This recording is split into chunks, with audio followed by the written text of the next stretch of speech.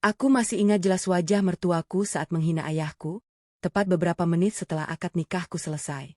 Di depan keluarga besar, ia berkata, "Ayahmu lebih cocok mengurus 5 sapi milik suamiku daripada terus menganggur dengan bayaran 3 juta rupiah sebulan."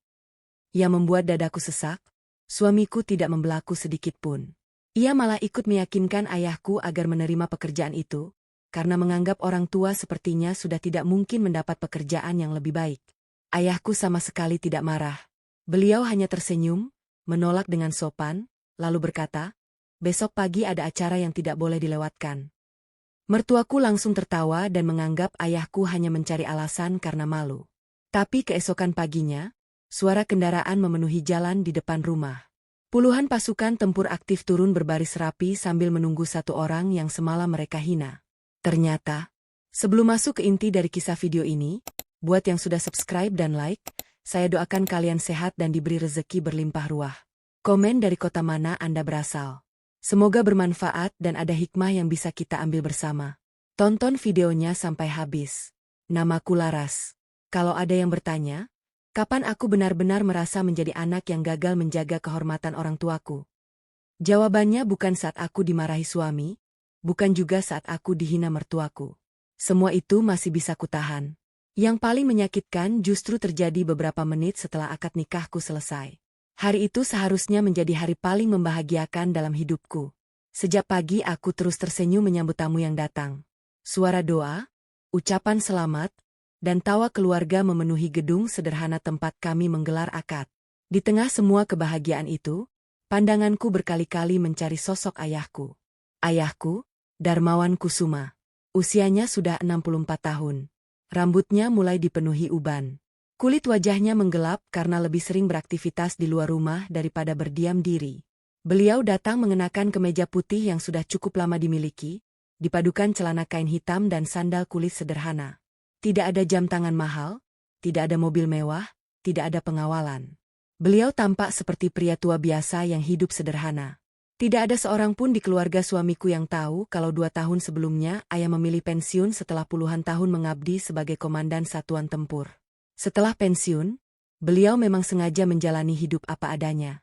Hampir setiap pagi beliau membantu tetangga mengangkat semen, memindahkan kayu, atau memperbaiki pagar tanpa pernah meminta bayaran. Baginya, membantu orang jauh lebih menyenangkan daripada terus menceritakan jabatan yang sudah ditinggalkan. Aku juga tidak pernah menceritakan masa lalu ayah kepada keluarga Dimas. Bukan karena malu, tetapi karena ayah selalu berpesan bahwa harga diri tidak perlu diperlihatkan dengan pangkat ataupun jabatan. Selama beberapa bulan sebelum menikah, keluarga Dimas hanya mengenal ayah sebagai pria tua yang sering terlihat membantu pekerjaan berat di lingkungan rumah. Dan mereka langsung mengambil kesimpulan sendiri. Mereka mengira ayah hanyalah buruh angkut bangunan. Selesai akad nikah, sebagian tamu mulai berpamitan. Kursi-kursi mulai dirapikan. Aku dan Dimas duduk di ruang istirahat bersama kedua keluarga sambil menikmati teh hangat dan beberapa potong kue yang tersisa. Suasananya awalnya terasa biasa, sampai mertuaku, Bu Ratna, memecah keheningan. Beliau memandang ayah cukup lama. Tatapannya turun dari wajah ayah menuju tangan yang terlihat kasar, lalu berhenti pada sandal kulit yang mulai pudar warnanya. Aku mulai merasa tidak nyaman. Entah kenapa aku seperti sudah bisa menebak akan ada sesuatu yang keluar dari mulutnya. Benar saja. Dengan senyum tipis, Bu Ratna berkata kalau setelah menikah nanti, ayah sebaiknya tidak perlu lagi mencari pekerjaan berat.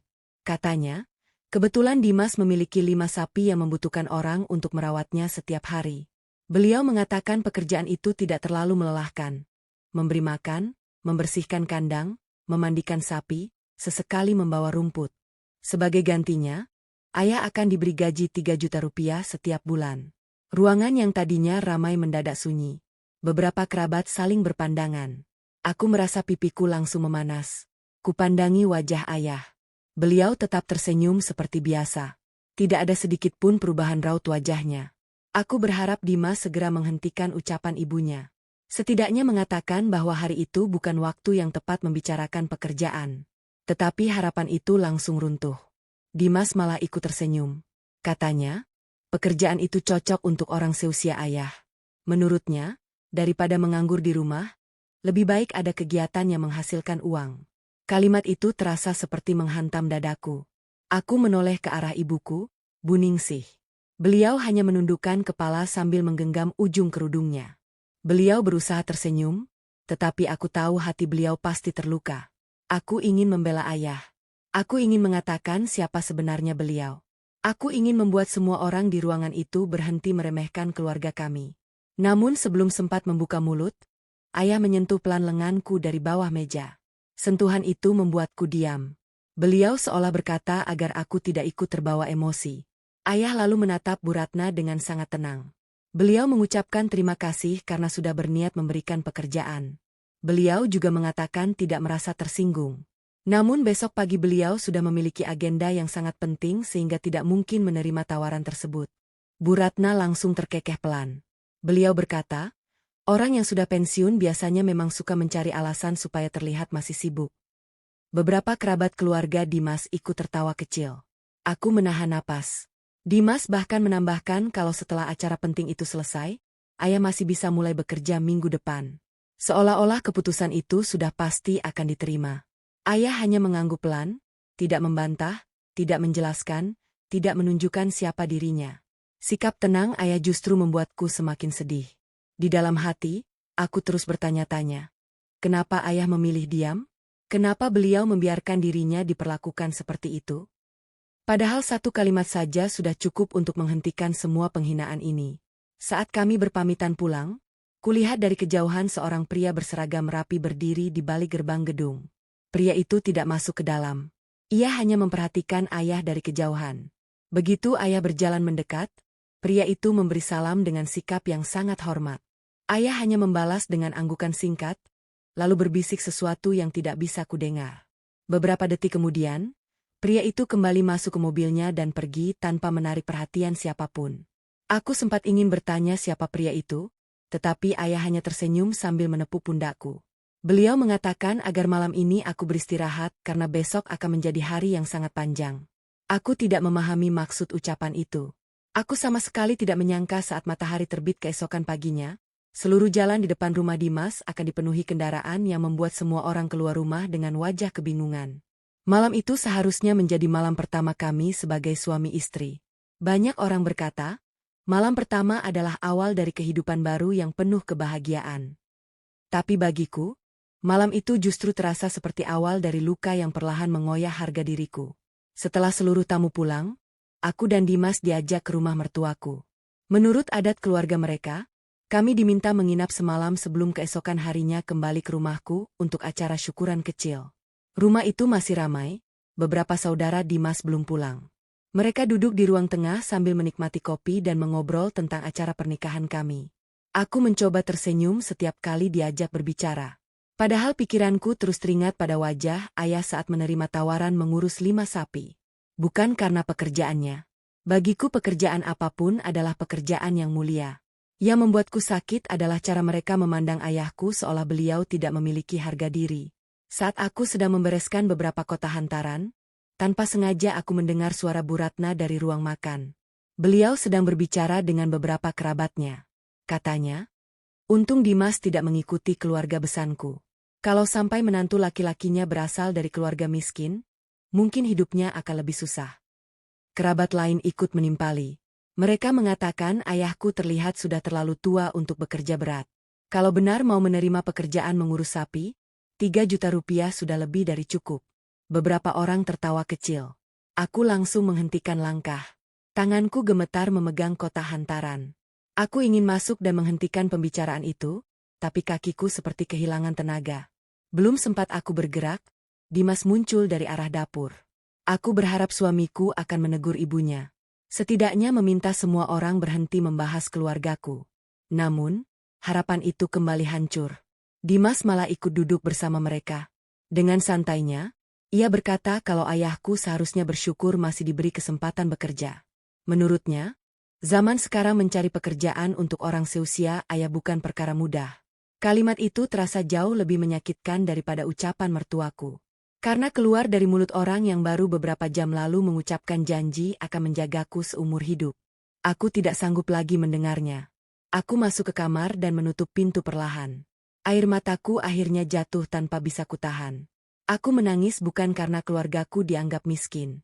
Aku menangis karena ayahku yang selama ini selalu menjagaku, kini diperlakukan seperti orang yang tidak pantas dihormati. Tidak lama kemudian, ponselku bergetar. Nama ayah muncul di layar. Aku langsung mengangkatnya. Beliau hanya bertanya, "Apakah kamu sudah makan?" Aku justru menangis semakin keras. Dengan suara terbata-bata, aku meminta maaf. Aku merasa gagal menjaga kehormatan beliau. Aku mengatakan seharusnya sejak awal aku menjelaskan kepada keluarga Dimas siapa sebenarnya ayahku.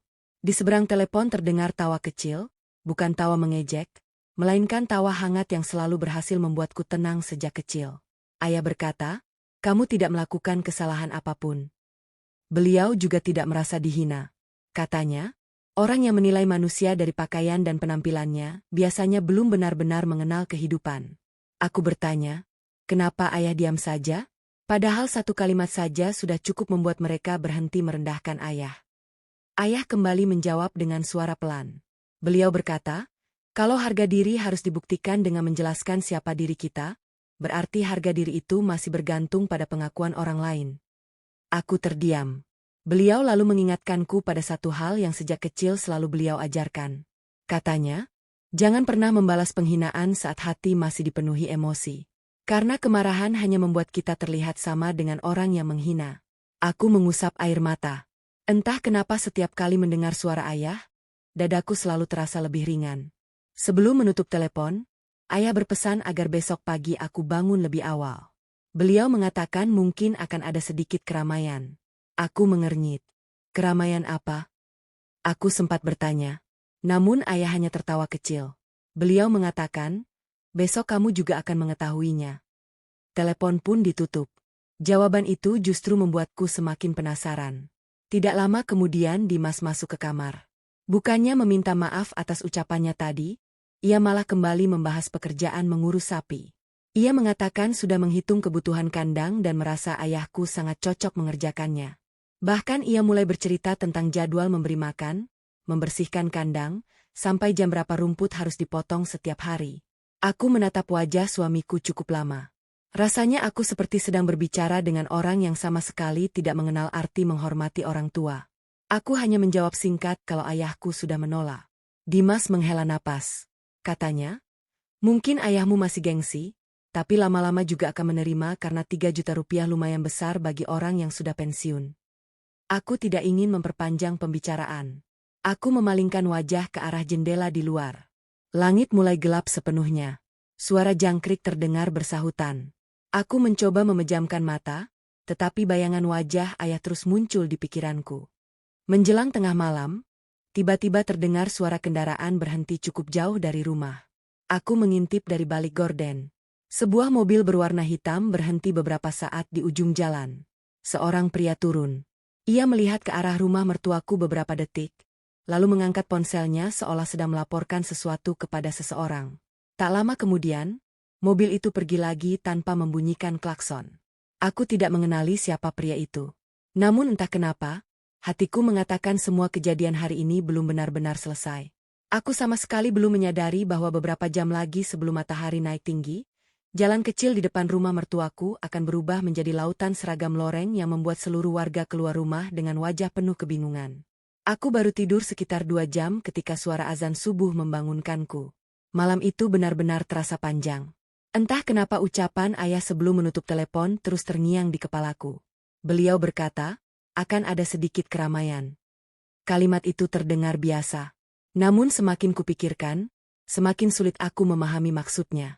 Aku bangun lebih dulu daripada Dimas. Setelah salat, aku membantu Bu Ratna menyiapkan sarapan di dapur. Beliau terlihat sangat ceria. Beberapa kali beliau bercerita kepada saudara-saudaranya bahwa mulai minggu depan kandang sapi akan memiliki orang baru. Beliau bahkan sudah membahas pekerjaan ayahku seolah semuanya sudah diputuskan. Aku hanya diam. Aku sudah terlalu lelah untuk membantah. Setiap kali aku mencoba membela ayah, selalu ada saja kalimat yang membuatku kembali terdiam. Menurut mereka, orang tua yang tidak memiliki pekerjaan tetap seharusnya bersyukur jika masih ada yang mau memberi penghasilan. Mereka tidak pernah sadar bahwa yang mereka injak bukan sekadar harga diri ayahku, melainkan juga harga diriku sebagai seorang anak. Sekitar pukul 6 pagi, rumah mulai kembali ramai. Beberapa saudara yang semalam menginap sedang bersiap pulang. Ada yang mengangkat koper, ada yang membereskan kursi. Anak-anak kecil berlarian di halaman sambil tertawa. Suasananya terlihat biasa sampai tiba-tiba terdengar suara mesin kendaraan dari kejauhan. Awalnya hanya satu, lalu disusul kendaraan lain. Dan satu lagi. Suara itu semakin lama semakin jelas. Semua orang spontan menghentikan aktivitasnya. Bu Wati, tetangga yang rumahnya tepat di depan, keluar sambil melihat ke arah ujung jalan. Beberapa detik kemudian terdengar suara seseorang berteriak. Katanya ada banyak mobil besar masuk ke kompleks. Aku ikut melangkah ke teras. Dari kejauhan kulihat beberapa kendaraan berwarna gelap bergerak perlahan memasuki jalan yang biasanya sepi. Kecepatannya pelan, sangat pelan. Seolah sedang memastikan alamat yang mereka tuju. Pak RT Darso yang sedang menyapu halaman langsung menghentikan sapunya. Beliau ikut memperhatikan iring-iringan kendaraan itu. Beberapa warga mulai keluar rumah. Ada yang masih memakai sarung, ada yang bahkan belum sempat mengenakan sandal. Semua menatap ke arah yang sama. Aku merasakan jantungku mulai berdetak lebih cepat. Entah kenapa aku langsung teringat pada ucapan ayah semalam. Apa ini yang beliau maksud sebagai keramaian? Namun aku segera menggelengkan kepala. Tidak mungkin. Mana mungkin semua kendaraan itu ada hubungannya dengan ayah. Sementara itu, Bu Ratna mulai terlihat gelisah. Beliau beberapa kali melongo ke jalan lalu berbisik kepada Dimas. Aku tidak mendengar isi pembicaraan mereka, tetapi wajah keduanya berubah tegang. Salah seorang saudara Dimas mencoba mencairkan suasana. Katanya mungkin ada pejabat yang tinggal di ujung kompleks. Semua orang mengangguk. Penjelasan itu memang terdengar masuk akal. Namun kendaraan-kendaraan tersebut tidak berbelok ke arah ujung jalan, malah terus mendekat ke arah rumah kami. Semakin dekat, semakin pelan. Suara mesin akhirnya berhenti tepat beberapa rumah dari tempat kami berdiri. Suasana mendadak sunyi.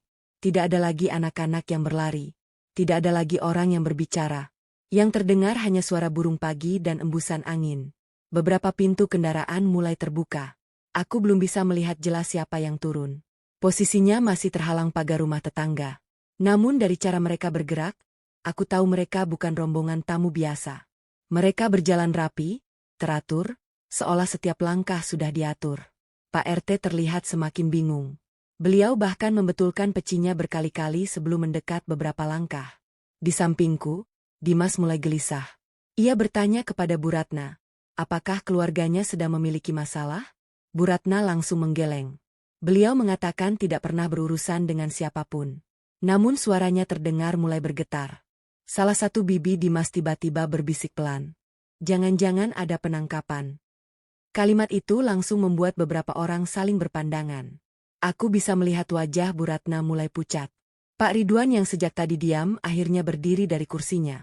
Beliau mencoba bersikap tenang, tetapi tangannya terlihat menggenggam sandaran kursi dengan sangat kuat. Aku sendiri tidak tahu harus merasa takut atau penasaran. Yang jelas firasatku mengatakan semua ini berhubungan dengan sesuatu yang jauh lebih besar daripada yang kami bayangkan. Beberapa detik kemudian, seseorang turun dari kendaraan paling depan.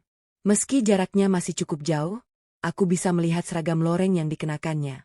Lalu satu orang lagi turun, disusul yang lain. Dalam hitungan detik, puluhan orang berseragam mulai berbaris dengan gerakan yang sangat rapi.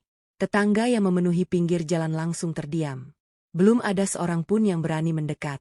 Semua hanya menyaksikan dari kejauhan dengan wajah penuh tanda tanya. Aku menoleh ke arah Dimas. Wajahnya sudah tidak lagi setenang beberapa menit yang lalu.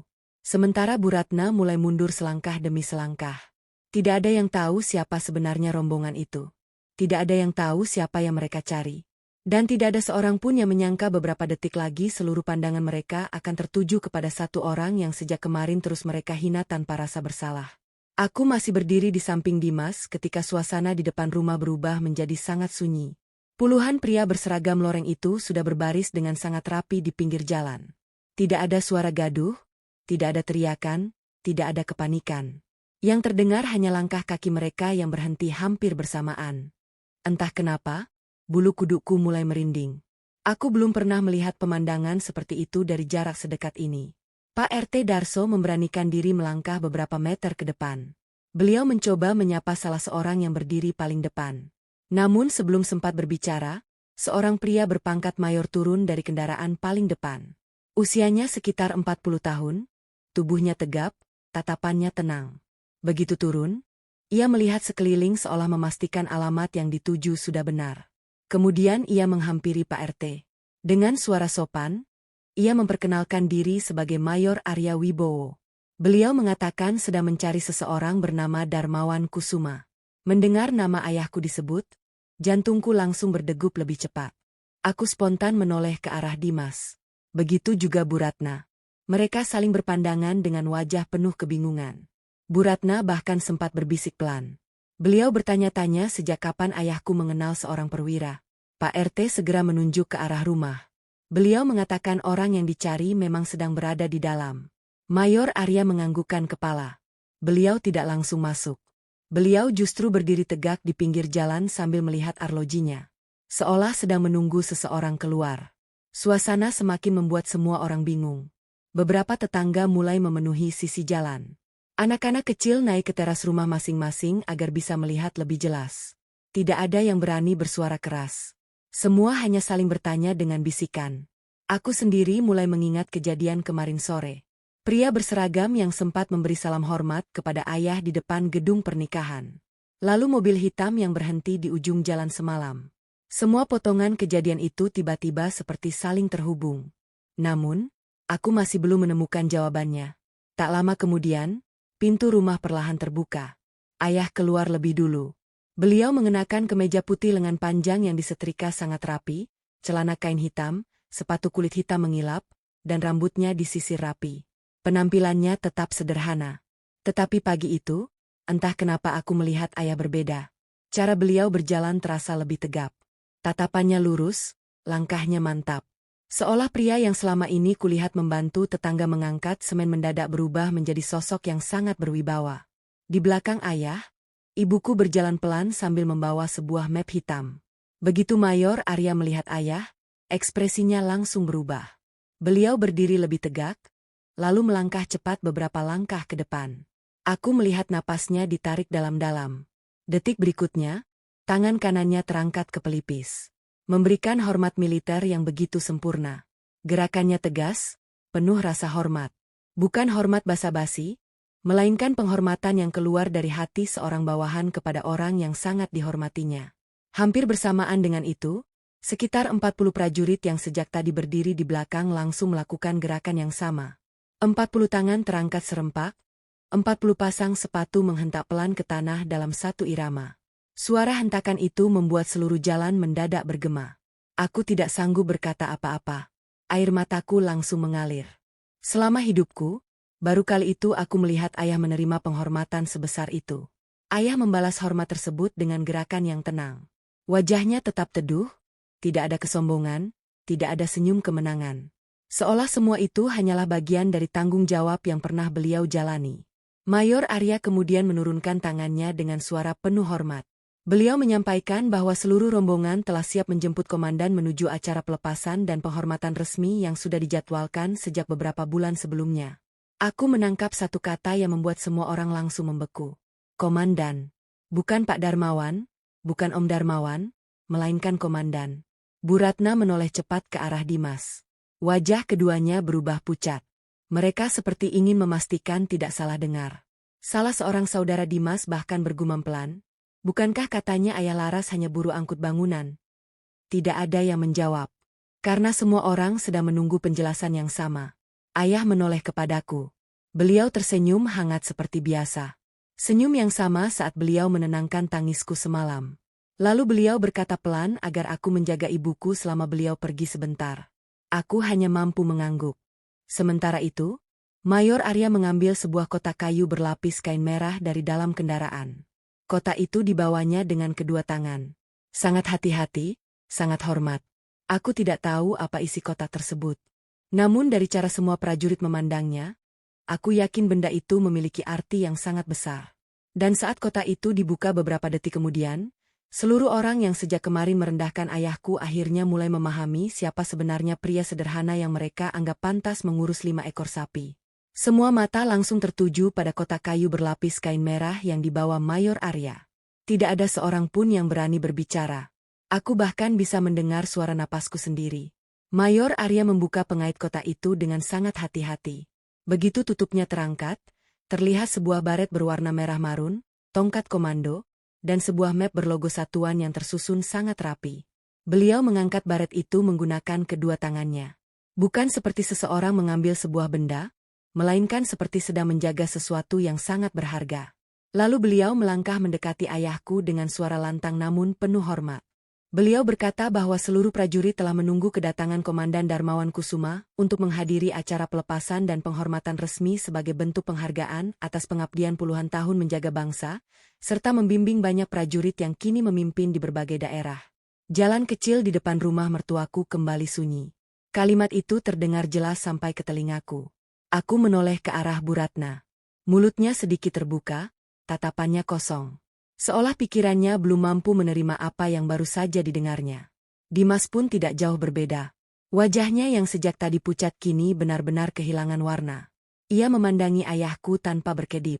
Seakan sedang melihat orang yang sama sekali berbeda dari pria sederhana yang kemarin ia anggap pantas membersihkan kandang sapi.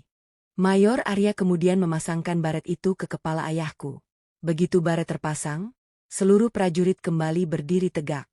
Salah seorang prajurit senior maju selangkah dengan suara bergetar. Ia mengucapkan terima kasih karena dulu pernah diselamatkan ayah saat menjalankan tugas di daerah perbatasan. Kalau bukan karena keputusan cepat Komandan Darmawan waktu itu, mungkin dirinya dan beberapa rekannya sudah tidak akan pernah kembali menemui keluarga mereka. Ucapan itu membuat beberapa prajurit lain ikut menundukkan kepala.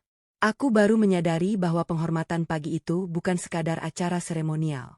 Di hadapan mereka berdiri seseorang yang pernah menjadi pemimpin, guru, bahkan penyelamat bagi banyak orang. Ayah hanya tersenyum kecil. Beliau menepuk pelan bahu prajurit itu. Katanya, semua yang dilakukan dulu adalah tugas seorang pemimpin. Tidak ada jasa yang perlu dibesar-besarkan. Jawaban sederhana itu justru membuat suasana semakin mengharukan. Aku melihat beberapa prajurit menahan haru. Mayor Arya lalu membuka map yang tadi dibawanya. Beliau membacakan secara singkat riwayat pengabdian ayahku. Puluhan tahun bertugas, berpindah dari satu daerah ke daerah lain, memimpin berbagai operasi, membina ratusan prajurit muda hingga menjadi perwira. 2 tahun lalu, ayah memilih pensiun dengan hormat. Bukan karena sakit, bukan karena masalah, melainkan karena merasa waktunya telah selesai dan ingin menikmati hidup bersama keluarga. Beliau sengaja menolak berbagai tawaran jabatan setelah pensiun. Beliau memilih pulang ke kampung, membantu tetangga, mengantar warga yang sakit ke rumah sakit, ikut kerja bakti, bahkan tidak sungkan mengangkat pasir dan semen saat ada tetangga membangun rumah. Baginya, setelah melepas seragam, semua manusia kembali sama. Aku mengusap air mata yang sejak tadi terus mengalir. Baru saat itulah aku benar-benar memahami kenapa ayah selalu melarangku menceritakan masa lalunya kepada siapapun. Beliau ingin dihargai sebagai manusia bukan karena pangkat. Sementara itu, bisik-bisik mulai terdengar di antara para tetangga. Mereka saling menceritakan kembali semua kebaikan ayah selama ini. Ada yang mengingat bagaimana ayah pernah membantu memperbaiki atap rumah tanpa meminta bayaran. Ada yang bercerita ayah sering diam-diam membelikan buku untuk anak-anak di lingkungan kami. Ada pula yang baru sadar bahwa pria yang selama ini dianggap buru bangunan ternyata tidak pernah sekalipun membanggakan masa lalunya. Semakin banyak cerita bermunculan, semakin tertunduk wajah Dimas dan keluarganya. Aku melihat Dimas mengepalkan kedua tangannya. Tatapannya mulai berkaca-kaca. Sesekali ia memandang ke arahku, tetapi aku tidak sanggup membalas pandangannya. Luka yang kuterima sejak kemarin masih terlalu dalam. Bu Ratna terlihat beberapa kali mengusap air mata. Namun, air mata itu tidak mampu menghapus semua ucapan yang telah keluar dari mulutnya. Ia masih berdiri mematung, seolah sedang mencari keberanian untuk mendekati ayah. Saat Mayor Arya mempersilakan ayah menuju kendaraan, ayah justru berhenti sejenak. Beliau menoleh ke arah rumah mertuaku. Tatapannya tenang. Tidak ada kemarahan, tidak ada dendam. Hanya ada keteduhan yang membuatku semakin bangga menjadi putrinya. Lalu ayah melangkah perlahan ke arah Dimas dan Bu Ratna. Melihat ayah mendekat, lutut mereka berdua mulai gemetar. Tidak ada lagi kesombongan yang tersisa. Dan beberapa langkah lagi, mereka akan melakukan sesuatu yang tidak pernah kubayangkan terjadi hanya sehari setelah mereka menawari ayahku mengurus 5 ekor sapi. Ayah menghentikan langkahnya tepat beberapa meter di depan Dimas dan Bu Ratna.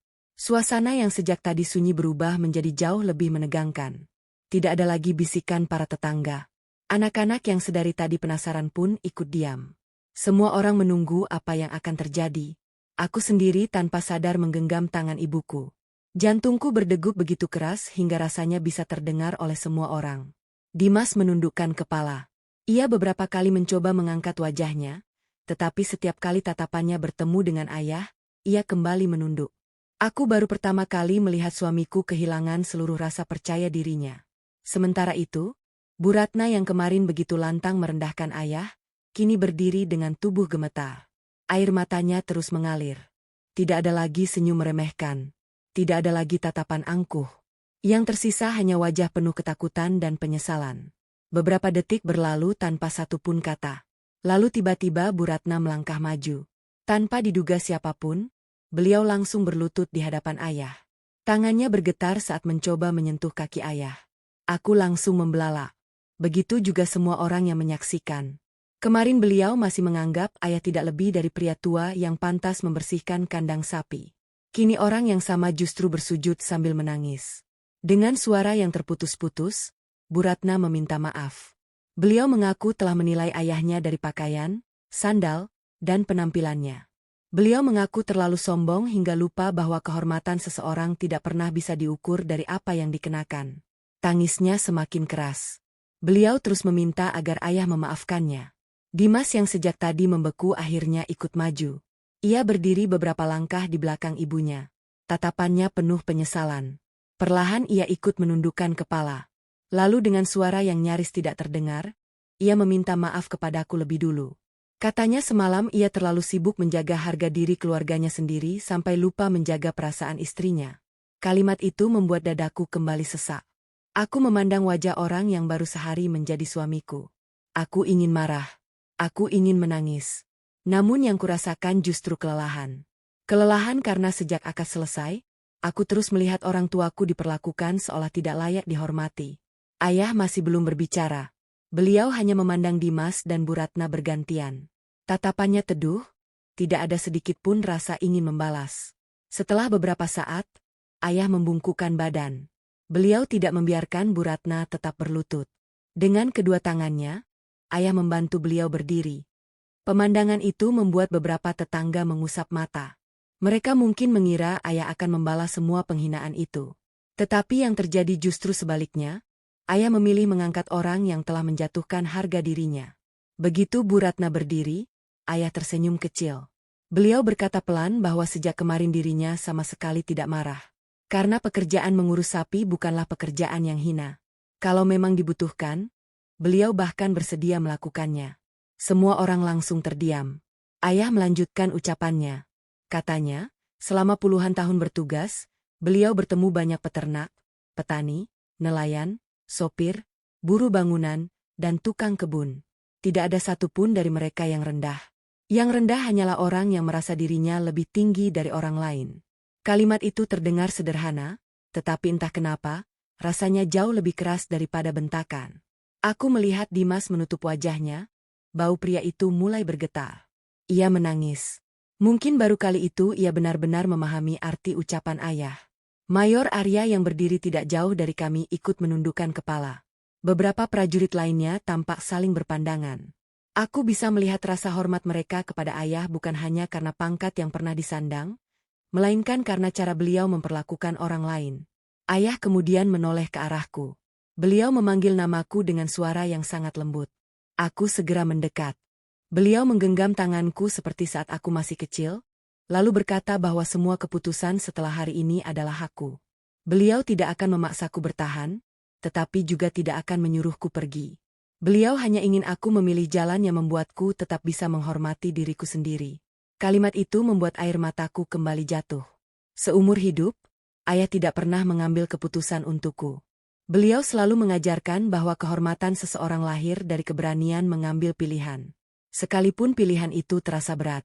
Tak lama kemudian, Mayor Arya mengingatkan bahwa rombongan harus segera berangkat karena acara penghormatan resmi akan segera dimulai. Ayah mengangguk pelan. Sebelum menaiki kendaraan, beliau sekali lagi menatap Dimas. Dengan suara tenang, Beliau hanya berpesan agar mulai hari itu Dimas belajar menghormati siapapun, bahkan orang yang tampak paling sederhana sekalipun. Karena kita tidak pernah tahu siapa yang sebenarnya sedang berdiri di hadapan kita. Setelah mengatakan itu, ayah melangkah menuju kendaraan yang sudah menunggu. Puluhan prajurit kembali berdiri tegak. Suara hentakan sepatu memenuhi jalan. Iring-iringan kendaraan perlahan meninggalkan kompleks. Aku terus memandangi mobil yang membawa ayah hingga menghilang di ujung jalan. Di sampingku, Dimas masih berdiri dengan kepala tertunduk. Lalu untuk pertama kalinya sejak kami menikah, ia menggenggam tanganku sambil menangis dan memohon agar aku tidak meninggalkannya. Namun saat itu, hatiku justru terasa semakin mantap untuk menentukan masa depanku sendiri. Aku masih berdiri memandangi iring-iringan kendaraan yang membawa ayah hingga benar-benar menghilang di ujung jalan. Suara mesin kendaraan itu perlahan menjauh. Namun, kalimat terakhir ayah masih terus terngiang di kepalaku. Beliau tidak menyuruhku bertahan. Beliau juga tidak menyuruhku pergi. Beliau hanya memintaku memilih jalan yang tetap membuatku bisa menghormati diriku sendiri. Aku menarik napas panjang. Selama ini aku selalu berpikir pernikahan harus dipertahankan apapun keadaannya. Tetapi pagi itu, untuk pertama kalinya aku bertanya kepada diriku sendiri. Apa yang sebenarnya sedang aku pertahankan? Rumah tangga yang baru berjalan 1 hari atau luka yang baru saja diberikan kepada kedua orang tuaku? Aku menoleh ke arah Dimas. Ia masih berdiri dengan kepala tertunduk. Matanya merah. Beberapa kali ia mengusap wajahnya yang basah oleh air mata. Begitu melihatku berjalan mendekat, ia langsung menggenggam kedua tanganku. Genggamannya erat. Seolah takut aku pergi saat itu juga.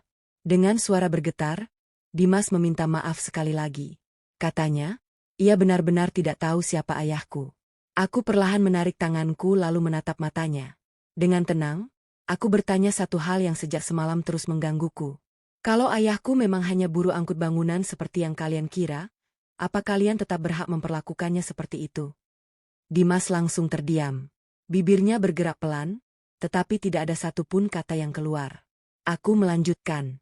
Kalau tadi yang datang bukan puluhan prajurit, kalau ayahku memang benar hanya orang tua sederhana, apa kalian akan tetap meminta maaf? Pertanyaan itu membuat suasana kembali sunyi. Bu Ratna yang berdiri tidak jauh dari kami kembali menangis. Beliau mencoba mendekat dengan wajah penuh penyesalan. Beliau berkata bahwa dirinya benar-benar hilaf. Katanya, kesombongan telah membuatnya lupa menghormati orang lain. Aku menghormati permintaan maaf itu. Tetapi memaafkan bukan berarti rasa sakit langsung hilang. Aku masih ingat jelas bagaimana mereka membicarakan ayahku semalam. Aku masih ingat bagaimana Dimas ikut mengatakan ayahku seharusnya bersyukur diberi pekerjaan. Aku juga masih ingat wajah ibuku yang terus menundukkan kepala agar air matanya tidak terlihat siapapun. Luka-luka itu belum sempat sembuh. Saat itulah ibuku menghampiriku. Bu Ningsih memelukku erat. Beliau tidak menyuruhku pulang, tidak juga memintaku bertahan. Beliau hanya membisikkan satu kalimat yang membuatku semakin kuat. Katanya, rumah tangga tidak akan pernah menjadi tempat yang nyaman kalau rasa hormat sudah hilang sejak hari pertama. Aku memejamkan mata. Pelukan ibu selalu berhasil membuatku merasa menjadi anak kecil lagi. Beberapa detik kemudian aku melepaskan pelukan itu. Aku berjalan menuju kamar yang semalam kami tempati. Koperku masih berada di sudut ruangan, belum sempat dibuka. Aku menarik koper itu keluar. Suara rodanya bergesekan pelan dengan lantai. Begitu melihatku membawa koper, seluruh keluarga Dimas langsung panik. Bu Ratna buru-buru menghampiriku. Beliau memegang koper itu sambil terus meminta agar aku tidak pergi. Pak Ridwan yang sejak tadi diam akhirnya ikut berbicara. Beliau mengaku ikut bersalah karena membiarkan semua penghinaan itu terjadi. Bahkan beberapa saudara Dimas mencoba membujukku agar memberi kesempatan sekali lagi. Aku mengangguk pelan. Aku menghargai semua ucapan mereka. Tetapi ada satu hal yang tidak bisa mereka ubah. Hari pertama pernikahanku. Hari yang seharusnya menjadi kenangan paling indah, justru berubah menjadi hari ketika kedua orang tuaku dipermalukan di depan banyak orang. Kenangan itu tidak akan pernah bisa dihapus. Dimas kembali berdiri di depanku dengan suara yang serak karena terlalu banyak menangis. Ia berjanji akan meminta maaf kepada ayah secara langsung setelah acara penghormatan selesai. Ia juga berjanji tidak akan pernah lagi membiarkan keluarganya merendahkan orang tuaku. Aku percaya ia sedang menyesal. Tetapi penyesalan yang datang setelah kebenaran terbongkar terasa sangat berbeda. Aku lebih membutuhkan rasa hormat yang seharusnya diberikan sejak awal. Bukan setelah mengetahui siapa ayahku sebenarnya. Aku mengusap air mata yang kembali jatuh lalu mengatakan bahwa aku membutuhkan waktu. Aku tidak bisa kembali menjalani semuanya seolah tidak pernah terjadi apa-apa. Tanpa menunggu jawaban, aku menggandeng tangan ibuku. Kami berjalan perlahan meninggalkan rumah itu. Tidak ada seorang pun yang mencoba menghalangi lagi. Di depan pagar, aku sempat menoleh untuk terakhir kalinya. Kulihat Dimas masih berdiri di teras. Kepalanya tertunduk. Tangannya menggenggam cincin pernikahan yang baru kemarin ia pasangkan di jariku. Tatapannya penuh penyesalan. Namun kali ini aku tidak lagi menangis karena kehilangan. Aku menangis karena akhirnya menyadari bahwa cinta tanpa rasa hormat hanya akan melahirkan luka yang terus berulang. Aku masuk ke mobil bersama ibuku. Sepanjang perjalanan pulang, tidak banyak kata yang kami ucapkan. Sesampainya di rumah, ponselku bergetar. Sebuah pesan masuk dari nomor yang sangat kukenal. Pengirimnya adalah Dimas. Namun isi pesan itu membuatku terdiam cukup lama.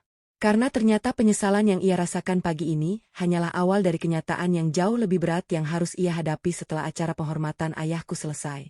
Aku baru saja menuangkan segelas air hangat ketika ponselku kembali bergetar. Pesan dari Dimas masih terbuka di layar. Kali ini bukan sekadar permintaan maaf. Ia mengirimkan sebuah foto. Di foto itu terlihat ayah sedang berdiri di atas panggung mengenakan jaket sederhana dengan baret merah marun di tangan. Di belakang beliau berdiri puluhan prajurit aktif yang memberikan tepuk tangan panjang. Di bawah foto itu, Dimas menulis singkat. Aku baru tahu semua orang di sana memanggil ayahmu dengan penuh rasa hormat. Hampir setiap perwira yang naik ke panggung menyebut namanya sebagai sosok yang mengubah hidup mereka. Aku benar-benar malu. Aku membaca pesan itu berkali-kali. Namun entah kenapa hatiku tidak lagi merasakan kepuasan. Yang ada justru kesedihan. Andai saja Dimas menghormati ayahku sejak awal, ia tidak perlu menunggu semua penghormatan itu untuk menyadari nilai seseorang. Sore harinya ayah pulang. Beliau datang dengan kendaraan yang sama. Mayor Arya turun lebih dulu, lalu menyalamiku dan ibuku dengan penuh hormat sebelum rombongan berpamitan. Tidak ada pesta, tidak ada kemewahan. Begitu kendaraan terakhir meninggalkan rumah, ayah langsung mengganti pakaiannya dengan kaos lama yang biasa beliau kenakan setiap hari. Beliau mengambil sapu lalu mulai menyapu halaman rumah seperti tidak terjadi apa-apa. Aku memperhatikan dari teras. Di ruang tamu masih tergeletak map penghargaan dan beberapa cenderamata yang baru beliau terima. Tetapi sedikitpun ayah tidak terlihat bangga pada semua penghargaan itu.